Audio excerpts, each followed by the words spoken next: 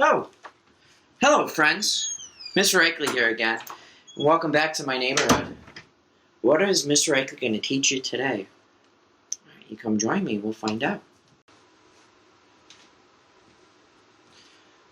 So in last week's episode, Mr. Reichle talked about how he turns negative emotions into positive emotions and shared with you 5 things he does.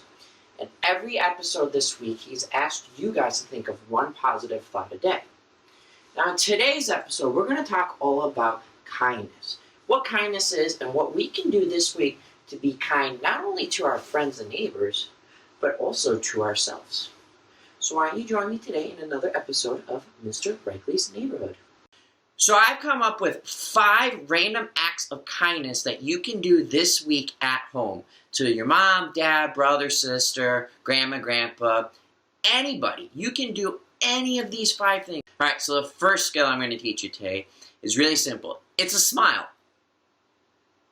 I've been practicing my smile for a long time. My sister's getting married pretty soon, and she told me that I better have a good smile because I've never had a good smile my entire life. So I've been practicing my smile. Smile can change just about anything. Here's a good example. This afternoon, I went out for a run like I always do, and I saw some people that were just walking, not really, minding their own business, and all I did was I just looked at them, gave them my smile, gave them a nice wave, I kept running, and as I was doing that, I noticed that they started to smile back. A smile is probably the most powerful thing you can do to change someone else's attitude or the way they might be feeling in that given situation. So the second kindness skill I want you guys to work on this week is listening. What do I mean by listening? Well, if your mom tells you to do something like go make your bed, I hope you listen to her and go make your bed.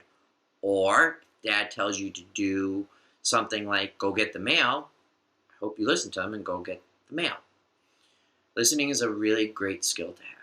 As I said in last episode, it's a really hard skill to develop, but the more practice you have by just listening and not saying anything, you'll become a better listener. Kindness number 3, manners. Manners are very simple. Please, thank you, may I, can I, we all know them. Mind your P's and Q's, as my great-grandmother used to say all the time. We've gotten rid of using our manners a lot. And I am a big stickler on manners. And what do I mean by that? Is I am always telling my kids in my classroom, use your manners, say please, say thank you. If you burp, you say excuse me. If you let out a little bit of gas, like Bentley does once in a while, I look at him and I go, Bentley, say excuse you. Manners are a really great thing. And it's very gentleman and ladylike.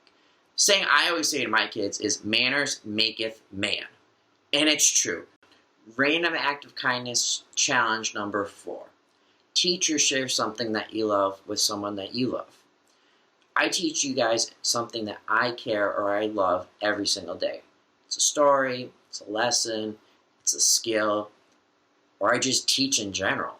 Those are ways of showing people how kind you are and their kindness. So maybe this week, teach your mom, teach your dad, teach your dog, teach anybody a skill that you might have. Maybe show them how to build a Lego. Maybe you're going to teach grandma how to do Zoom. I know I showed our grandma the other day how to Zoom, but Gigi and GP made it on, and they got to see all our faces, so that was a good thing. So teach someone something this week. And then the 5th and final one is I want you guys to treat yourself this week. Treat yourself is a slogan from one of my favorite people ever, Mr. Johnny Cupcakes himself. He always expressing to people how you need to treat yourself, and treat yourself can be many different things. It could be treating yourself to an ice cream maybe at the end of the week. Maybe treating yourself to that book, or treating yourself to watching that movie that you've been saying that you wanted to do. My grandma has always said, save your money for a rainy day. And my dad has always said, it rains every day in my life, so I'm going to treat myself. I kind of fall in between the middle of that, whereas if I see something that I might like, I'm going to treat myself to it. But then there's also another side of me that's like, well, maybe I shouldn't do it. Maybe I'll save it for a rainy day. So really try to treat yourself this week. I know I'm going to try to treat myself to something this week. Now, I know I said I had only 5, but this 6th one I just thought of. I want you guys to say, I love you. Those 3 words are the most powerful words in all of the English language, because it shows that you care, trust, and love someone with all your heart. I know I have plenty of people that I love, including my family, my friends, and just a bunch of other people. I don't say it enough, and I probably should, so that's why I'm going to challenge myself to say I love you to people a lot more. We need love. We need a lot more of love. And with love, everything is possible. So just remember that. So there you guys have it. Those are the 6 kindness challenges I want you guys to work on this coming week. I know today's Tuesday, but you have up until Sunday to do them. And I would love you guys to leave me comments below as to if you've done these 6 skills, or maybe you've thought of something different to show kindness. We need a lot more kindness in this world. I think if we had it, we wouldn't feel as sad as we are, or those negative emotions like we talked about last week.